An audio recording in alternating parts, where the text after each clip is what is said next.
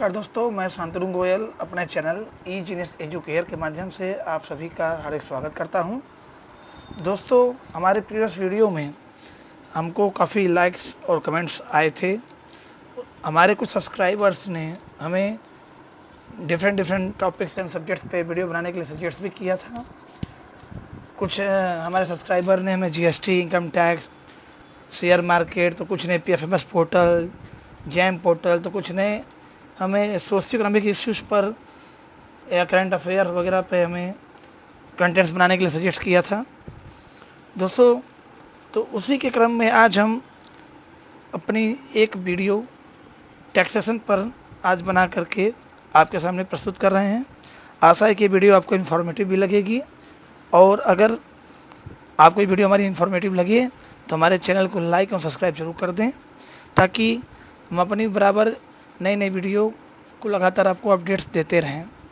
दोस्तों, जैसा कि आप हमारा चैनल ई जीनियस एजुकेटर देख रहे हैं, ये लगभग हमारे सभी वर्गों के लोगों के लिए बनाया गया है।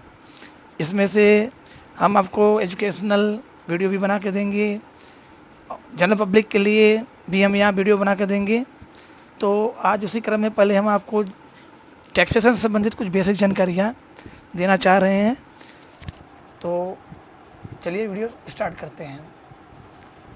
सबसे पहले आपसे एक बार और फिर से रिक्वेस्ट करूंगा दोस्तों कि आप हमारे चैनल ई जीनियस एजुकेयर को ज़रूर लाइक और सब्सक्राइब कर लें, ताकि हमें भी कुछ प्रोत्साहन मिले और हम रेगुलर आपके लिए नए इन्फॉर्मेटिव वीडियो लाते रहें। दोस्तों, आज हम टैक्सेशन की जब बात कर रहे हैं तो इसके बारे में हमें जानना ये होगा कि ये टैक्सेस कितने प्रकार के होते हैं। टैक्स तो आप जानते होंगे कि सरकार जो हमें इनकम भी दे रहा है, या फिर हमें गुड्स या सप्लाईज जो भी हमें कर दे रहा है, सब पर गवर्नमेंट कुछ ना कुछ टैक्स जरूर लेती है। टैक्स हमारे दो प्रकार के होते हैं। एक को तो हम डायरेक्ट टैक्स के नाम से जानते हैं, और दूसरा हम इनडायरेक्ट टैक्सेस के नाम से उसको हम जानते हैं। डायरेक्ट टैक्सेस सीबीडीटी द्वारा गवर्न होता है, जबकि इनडायरेक्ट टैक्सेस सीबीआईसी द्वारा गवर्न होता है। डायरेक्ट टैक्सेस ये डायरेक्टली पर्सन पे इम्पोज किया जाता है, और जबकि इनडायरेक्ट टैक्सेस ये गुड्स एंड सर्विसेज जो भी हम सामान बाज़ार से लेते हैं, देते हैं, या जो भी सर्विसेज हम बाज़ार से ले रहे हैं, उस पर गवर्नमेंट हमें कुछ टैक्स इम्पोज करती है। उसे हम इनडायरेक्ट टैक्स कहते हैं। जो डायरेक्ट टैक्स होता है दोस्तों, वो इनकम टैक्स या कॉर्पोरेट टैक्स के नाम से भी जाना जाता है। और जो इनडायरेक्ट टैक्स है, आजकल हम काफ़ी चीज़ों को इसको काफ़ी हमारे ऐसे मित्र यार होंगे जो इस नाम को जरूर जानते होंगे, जीएसटी नाम। ये गवर्नमेंट ने अभी हाल में ही लॉन्च किया था। जीएसटी काफ़ी प्रचलित शब्द हो गया है। जीएसटी एक प्रकार का हमारा इनडायरेक्ट टैक्स है। और बाकी इसमें आप देख सकते हैं कि जीएसटी भी दो प्रकार से, गुड्स एंड सप्लाई, जब हम कभी भी मार्केट से परचेज या सेल करते हैं तो दो प्रकार से हम पर ये लागू होता है। एक इंटर स्टेट होता है, दूसरा इंटर स्टेट होता है। Inter state with in the state का टैक्स अप्लाई हमारे ऊपर होता है। अगर हम कोई इंटर स्टेट सप्लाईज या गुड्स परचेज करते हैं तो उस पर हम पे जो भी टैक्स अप्लाई होता है उसको हमारे जीएसटी कहते हैं, जिससे हम कहते हैं इंटर स्टेट सप्लाई। दोस्तों, आज का हमारा जो टॉपिक टैक्सेशन का मेन पॉइंट है वो इनकम टैक्स रिटर्न है। आजकल हर व्यक्ति जो टैक्स के लिमिट के ऊपर जिसकी अर्निंग है, उसको गवर्नमेंट कहती है कि आप हमें अपने उस लिमिट के ऊपर अगर आप अर्न कर रहे हैं, एग्जेम्पशन लिमिट के ऊपर, उस पर हमें टैक्स दीजिए। तो टैक्स देने के लिए हमें एक फॉर्म भरना होता है, जिस पे अपना सारा हम इनकम की अर्निंग वगैरह शो करते हैं, इन्वेस्टमेंट शो करते हैं। उसके अकॉर्डिंग जो भी हमारा एक्स्ट्रा लिमिट, जो एग्जेम्पशन लिमिट होती है, उसके ऊपर जो हमारी इनकम होगी उस पर हमें कुछ ना कुछ टैक्स देना होता है। तो वो जो फॉर्म जिस पर अपना हम सारा अच्छी डिक्लेरेशन करते हैं इनकम के सोर्सेज के बारे में, इनकम टैक्स रिटर्न कहलाता है। इसे हम शॉर्ट फॉर्म में दोस्तों आईटीआर भी कहते हैं। आइए कुछ हम आईटीआर के बारे में बेसिक चीज़ों को हम जानते हैं। पहले तो दोस्तों, इनकम टैक्स से पहले हमारी कौन सी हेड ऑफ इनकम होती है, इसके बारे में हम जानते हैं। दोस्तों, इनकम कई प्रकार से प्राप्त करते हैं। जैसे आप देख सकते हैं, इनकम कोई सैलरी से प्राप्त कर रहा है, चाहे वो PSU सेक्टर का हो या प्राइवेट सेक्टर का हो, चाहे गवर्नमेंट सेक्टर का हो। इसके अलावा कोई इनकम हाउस प्रॉपर्टी से प्राप्त करता है। जैसे मान लीजिए कि हमारे पास कोई बड़ा सा घर है और घर को हमने कुछ लोगों को रेंट पर लगा रखा हुआ है, तो जो हमें रेंटल इनकम प्राप्त होती है वो इनकम फ्रॉम हाउस प्रॉपर्टी कहलाती है। इसके अलावा कुछ हमारे बंधु ऐसे भी होंगे जो बिजनेस प्रोफेशन में इंडल्ज होंगे, तो अपने बिजनेस से गुड्स को सेल करने के बाद जो हमें प्रॉफिट होता होगा वो बिजनेस या प्रोफेशन की इनकम कहलाती है। इसके अलावा इनकम फ्रॉम कैपिटल गेन में जैसे आप ज़मीन में ब्रोकरेज वगैरह भी पाते होंगे, ज़मीन की खरीद बिक्री वगैरह आप कर रहे होंगे, या फिर आप शेयर मार्केट में अगर इन्वेस्टमेंट करते होंगे तो शेयर मार्केट में जो भी आप परचेज सेल करने के बाद प्रॉफिट आप पाते होंगे उसे हम कैपिटल गेन कहते हैं। इसके अलावा जो हमारा एक प्रकार का इनकम और है, income from other sources. Other sources का इनकम भी हमारा सेकेंडरी इनकम होता है। जैसे कि हम कभी कभी अपने बैंक में एफडीज या सेविंग अकाउंट में कुछ इंटरेस्ट बैंक द्वारा प्राप्त करते हैं। इसके अलावा कुछ कमीशन वगैरह भी जो हमें अपने साइड इनकम में मिलते हैं, उसको हम इनकम फ्रॉम अदर सोर्सेज भी कर सकते हैं। ये भी इनकम एक प्रकार का अपने हम ITR की फाइलिंग करते समय डिस्क्लोज करते हैं फॉर्म में। दोस्तों, जब भी हम कभी ITR फाइल करने जाएंगे तो हमें वहाँ पे फाइल करने से पहले जब कभी भी हम लॉगिन करते हैं पोर्टल पे, तो हमें वहाँ पे एक चीज़ दिखाई देती है, लिखी हुई होती है असेसमेंट ईयर या फाइनेंशियल ईयर। तो दोस्तों, ये असेसमेंट ईयर क्या है? असेसमेंट ईयर किसी भी फाइनेंशियल ईयर का फर्स्ट डे, हम लोग जैसा जानते हैं कि फर्स्ट डे आपका अप्रैल से स्टार्ट होता है और 1 अप्रैल से, और एंड हमारा जो फाइनेंशियल ईयर होता है वो 31 मार्च को एंड होता है। तो हमारे फाइनेंशियल ईयर 1 अप्रैल से ले करके 31 मार्च जो कि एंडिंग डे है हमारे फाइनेंशियल ईयर का, तो ये हमारे पूरे एक वर्ष का जो हमारा इनकम जो हम प्राप्त करते हैं या इन्वेस्टमेंट वगैरह जो भी करते हैं, जिसको भी हम ITR जब भी हम डिस्क्लोज करने जाएंगे फाइल फिलअप करते समय, तो उसका हम असेसमेंट करते हैं। तो दोस्तों, जब 1 अप्रैल से लेकर के 31 मार्च तक का जो भी हमारा गेन या फिर जो भी हमारा इनकम है जिसको हम डिस्क्लोज करेंगे, तो उसको हम करेंगे 31 मार्च के बाद ही करेंगे, मतलब नेक्स्ट फाइनेंशियल ईयर में करेंगे। तो जो फाइनेंशियल ईयर का हम असेसमेंट करेंगे वो आपका आगे एक वर्ष चला जाता है। जैसे कि मान लीजिए कि इसमें आपका ITR 2024-25 फाइनेंशियल ईयर का भरा जा रहा है, तो फाइनेंशियल ईयर का मतलब ये हुआ कि अप्रैल 2024 से लेकर के हम मार्च 2025 तक के ड्यूरेशन में जो भी इनकम ने अर्न की होगी वो इनकम हम जब भी ITR में फाइल करने जाएंगे तो वो हमारा फाइलिंग स्टार्ट होगा मार्च 31 2025 के बाद। तो 2025 के बाद फिर नया फाइनेंशियल लग जाता है, लेकिन हम उस फाइनेंशियल ईयर का जो कि हम ऑलरेडी जिसमें इनकम प्राप्त कर चुके हैं 24-25 का, उसको हम डिस्क्लोज जब भी ITR की फाइल में करने जाएंगे तो वहाँ पर हम असेसमेंट ईयर के रूप में 25-26 चूज करेंगे। इसमें कोई डिफरेंस नहीं है, इसमें कंफ्यूज भी नहीं होना है आपको। फाइनेंशियल ईयर से 1 साल आगे असेसमेंट ईयर चलता है, जबकि दोनों एक ही चीज़ होती है। दोस्तों, जब भी हम ITR फाइल करने जाते हैं तो गवर्नमेंट हमें 2 प्रकार से ITR फाइलिंग की सुविधा देता है। एक तो जब से गवर्नमेंट ने ई-पोर्टल लॉन्च किया हुआ इनकम टैक्स पोर्टल, उस पर आज तक time to time different time पे आपके चेंजेस होते रहे हैं, स्लैब को लेकर के, इनकम के डिफिनेशन को लेकर के। तो अभी जो हमारा जो टैक्स ITR हम भरने जा रहे हैं उसमें 2 प्रकार से हम इनकम अपने रिटर्न को डिस्क्लोज करके उस पर अपने हम टैक्स को भर सकते हैं। एक तो ओल्ड टैक्स रिजीम होता है और दूसरा जो हमारा वे है ITR भरने का वो न्यू टैक्स रिजीम है। दोस्तों जो ये ओल्ड टैक्स रिजीम है, इसमें कुछ गवर्नमेंट ने अपने रूल्स हम लोग पर अप्लाई किए हुए हैं। जैसा कि आप देख सकते हैं कि यहाँ पर नेट टैक्सेबल इनकम और टैक्स रेट का हमने ऊपर एक कॉलम बनाया हुआ है। यहाँ पे इसके नीचे हमने डिफाइन किया हुआ है कि अप टू 2,50,000 का अगर हमें इनकम मिल रहा है तो वो आपके टैक्स के दायरे में नहीं आता है। यहाँ पे हमारा टैक्स नील होता है, हमें कोई टैक्स नहीं देना होता है। जबकि जब हम 2.5 लाख के ऊपर की इनकम जनरेट कर रहे होते हैं, यहाँ पर देख सकते हैं 2.5 लाख से 5 लाख की इनकम यदि हम ओल्ड टैक्स रिजीम को ऑप्ट करके अपना ITR फाइल करते हैं तो हमें 5% का टैक्स देना होता है। अगर हम 5 लाख से 10 लाख के बीच की हमारी इनकम है तो हम वो अप टू 5 लाख का जो 5% का टैक्स है वो तो हमारे ऊपर अप्लीकेबल होगा ही होगा। 5 लाख के ऊपर अप टू 10 लाख जो भी हमारी इनकम होगी उस पर हमको 20% एक्स्ट्रा पे करना पड़ेगा 5% के साथ। इसी तरह अगर 10 लाख से 50 लाख के बीच की अगर हमारी इनकम है तो हमारे ऊपर 5% up to 5 lakh, 5 lakh to 10 lakh 20%, और उसके ऊपर जो भी हमारी इनकम जनरेट होगी उस पर हमको 30% का टैक्स रेट अप्लाई होगा।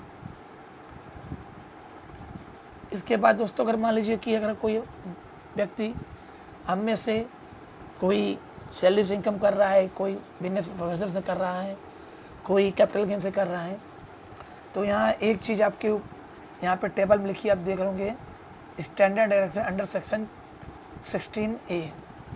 तो दोस्तों जो भी हमारे सैलरीड इनकम वाले बंदे होंगे, दोस्त होंगे, इनकी इनकम का सोर्स सैलरी है, तो सैलरी वाले चाहे वो प्राइवेट हो या PSU हो या फिर गवर्नमेंट सेक्टर के हों, उनको गवर्नमेंट एक स्पेशल डिस्काउंट देती है, डिडक्शन देती है अंडर सेक्शन 16A के तहत। अगर हम ओल्ड टैक्स रिजीम से अपना ITR फाइल कर रहे हैं तो हमें 50,000 रुपये का डिडक्शन मिलता है। और अगर हम बात करें न्यू टैक्स रिजीम के लिए, जो कि हमारा सेकंड वे है अपने ITR फॉर्म को भरने के लिए, तो यहाँ पर भी हम देख सकते हैं कि अप टू 3 लाख तक का अगर हमारा इनकम है तो हमें उस पर टैक्स देना होता है। यहाँ पर टैक्स हमारा नील होता है। इसके बाद अगर 3 लाख टू 7 लाख के बीच वाली अगर इनकम हमारी है तो उस पर हमारा 5% का टैक्स रेट अप्लीकेबल होता है। 7 लाख टू 10 लाख पे हमें 5% जो 3 टू 7 लाख का देना ही देना होता है हमें 5%। उसके ऊपर 7 लाख के ऊपर जितना भी हमारी इनकम जो भी अर्न हम करेंगे उस पर हम 10% का एडिशनल टैक्स भी भरेंगे। इसी तरह 10 से 12 लाख रुपए पे हमारा 5% 10%, और 10 लाख के ऊपर जो भी इनकम हमारी होगी और अप टू 12 लाख उस पर हम 15% का टैक्स भी हमारे ऊपर अप्लीकेबल होगा। इस तरह से आप टेबल पे दे सकते हैं। 12 से 15 लाख पे हमारा 5%, 10%, 15% के साथ साथ 20% का भी टैक्स हमारे ऊपर अप्लीकेबल होगा।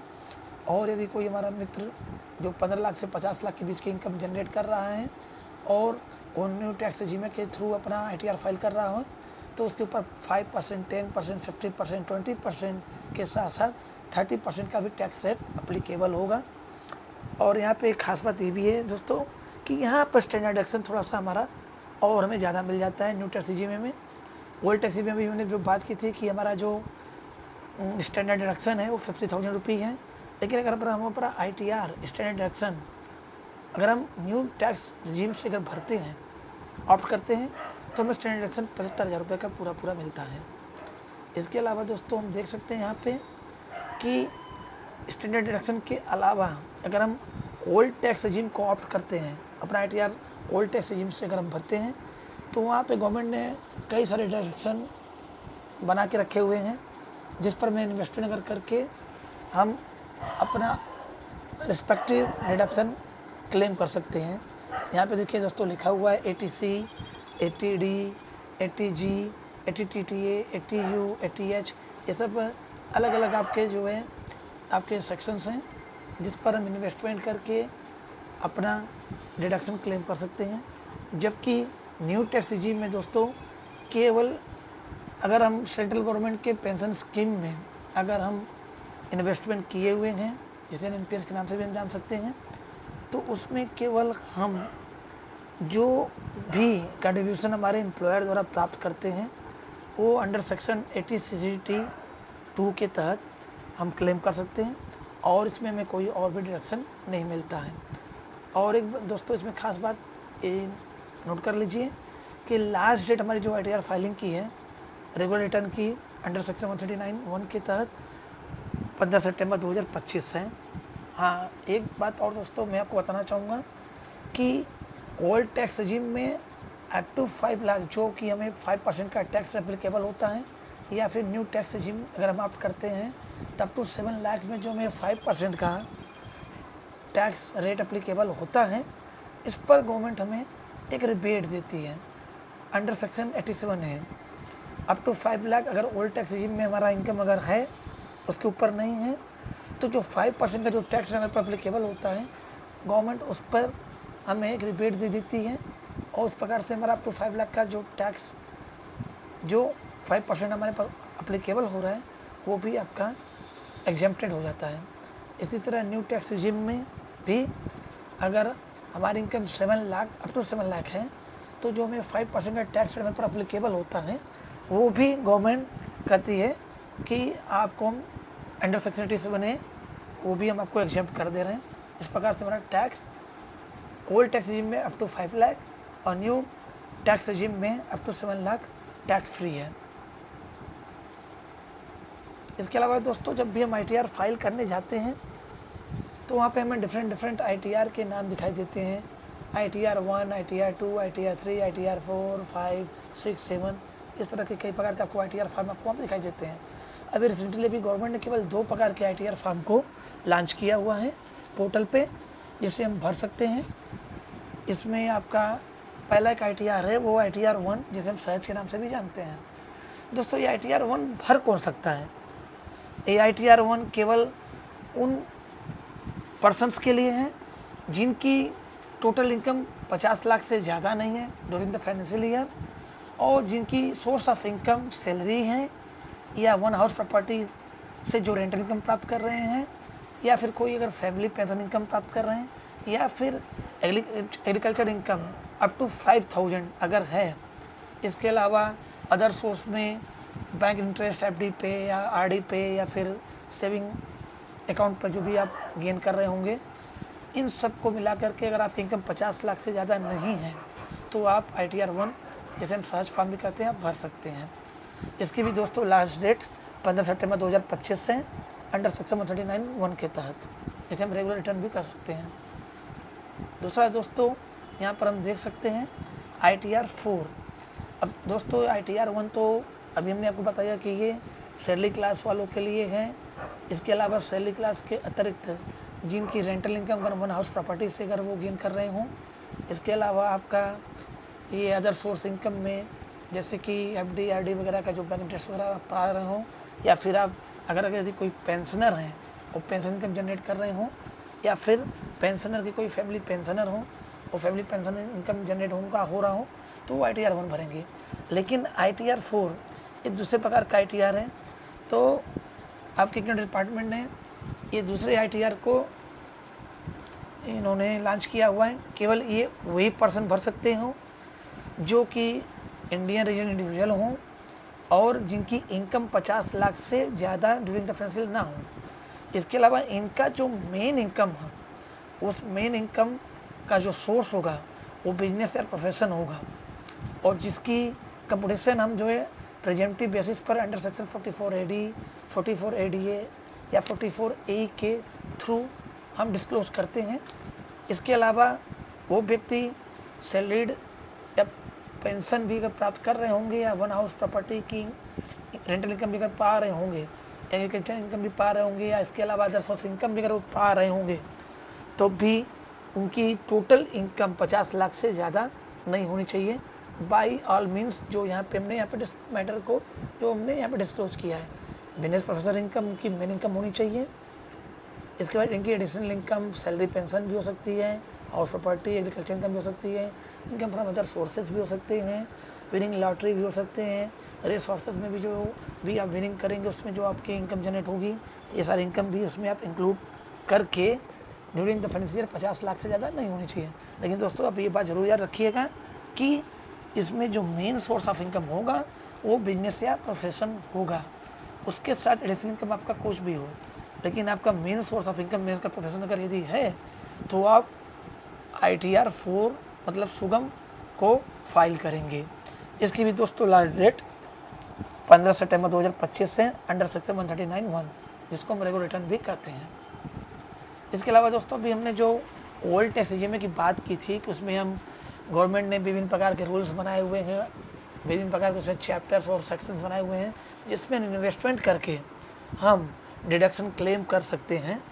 तो उसमें से कुछ आपको भी मैंने बताया भी था, इसको एक बार आप फिर देख लीजिए।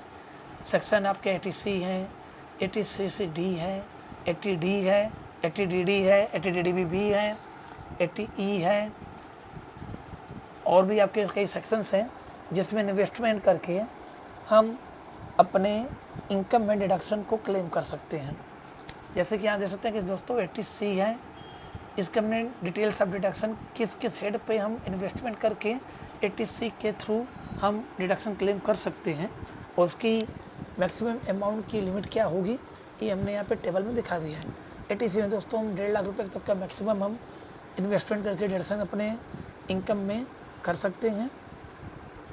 जैसे कि आप यहाँ देख सकते हैं कि refund of house building loan जिसमें आपका प्रिंसिपल अमाउंट होगा, refund of education loan, payment of tuition fees जो अपने बच्चों का ट्यूशन फीस वगैरह हम लोग पेमेंट करते हैं स्कूलों में। इसके अलावा 5 ईयर की टर्म डिपॉजिट का जो भी इंटरेस्ट होगा, इंटरेस्ट को तो आपका टैक्सेबल होगा, लेकिन जब भी हम 5 ईयर का अगर कोई टर्म डिपॉजिट में हम इन्वेस्टमेंट करते हैं तो वो इन्वेस्टमेंट आपके TC के तहत हम उसको डिडक्शन क्लेम कर सकते हैं। इस प्रकार से LICs वगैरह भी आप देखते होंगे, लाइफ इंश्योरेंस वगैरह, तो लाइफ इंश्योरेंस भी आपका 80C के तहत हम उसमें इन्वेस्टमेंट करके हम डिडक्शन क्लेम कर सकते हैं। 80CCD है, आप देख रहे हैं कि न्यू पेंशन स्कीम है ये सेंट्रल गवर्नमेंट की जो भी स्कीम होती है उसमें भी हम आपका इन्वेस्टमेंट करके अपना डिडक्शन क्लेम कर सकते हैं। ये इसकी भी आपकी जो मैक्सिमम लिमिट होती है 50,000 होती है और ये एडिशनल होती है 80C के अलावा। 80C में आपका वो तो आता ही है लेकिन उसकी जो लिमिट होती है 150 होती है। यदि कोई बंदा मान लीजिए कि 1.5 लाख से ऊपर उसने अपना इन्वेस्टमेंट कर रखा हुआ है और वो पेंशन स्कीम में भी कर रहे हैं और पॉलिसी वगैरह लाइसेंस वगैरह भी ले रखा हुआ है और कुल मिलाकर उसका लगभग 2 लाख का उसका पूरा इन्वेस्टमेंट अगर हो रहा है तो 1.5 लाख रुपये उसका हम 80C में मैक्सिमम डिडक्शन क्लेम कर पाएंगे। बाकी के जो 50,000 जो बच रहे हैं वो आपके हम 80CCD में क्लेम कर लेते हैं। इसके अलावा दोस्तों 80D में हम मेडिकल हेल्थ पॉलिसी वगैरह भी हमारे मार्केट में अवेलेबल है जिसको हम परचेज करके उसका भी मैक्सिमम 25,000 रुपये और सीनियर सिटीजन के केस में 50,000 का जो भी मेडिकल एक्सपेंसेस होगा उसको हम डिडक्शन क्लेम कर सकते हैं 80D सेक्शन के तहत ओल्ड टैक्स रेजिम में। इसके अलावा दोस्तों आप देख सकते हैं कि इसमें कई प्रकार के डिडक्शन आपके यहाँ पे हम यहाँ पे टेबल पे बना के रखे हुए हैं, इसको आप चाहे तो नोट कर सकते हैं, इसका स्क्रीनशॉट ले लीजिएगा। डिडक्शन आपके जो है यहाँ पे उसके डिटेल दे दिए गए हैं, मैक्सिमम उसके अमाउंट की लिमिट क्या हो सकती है वो भी हमने दे दिया है यहाँ पे। आप इसको एक बार थोड़ा इसको पढ़ लीजिएगा ताकि आपको ITR फाइल करते समय आपको किसी प्रकार की दिक्कत ना हो। आपको यदि ओल्ड टैक्स रेजिम ऑप्ट करना है तब के केस में ये सब आपके जो भी सेक्शंस हैं अप्लीकेबल होंगे यदि आप यहाँ पे रिस्पेक्टिव सेक्शंस में अपने इन्वेस्टमेंट का रखा होगा तो दोस्तों आज के लिए हमारा वीडियो इतना ही। एक बार आपसे फिर से गुजारिश करूँगा अगर आपको ये वीडियो इन्फॉर्मेटिव लगे तो हमारे चैनल को लाइक और सब्सक्राइब जरूर कर लीजिए। धन्यवाद।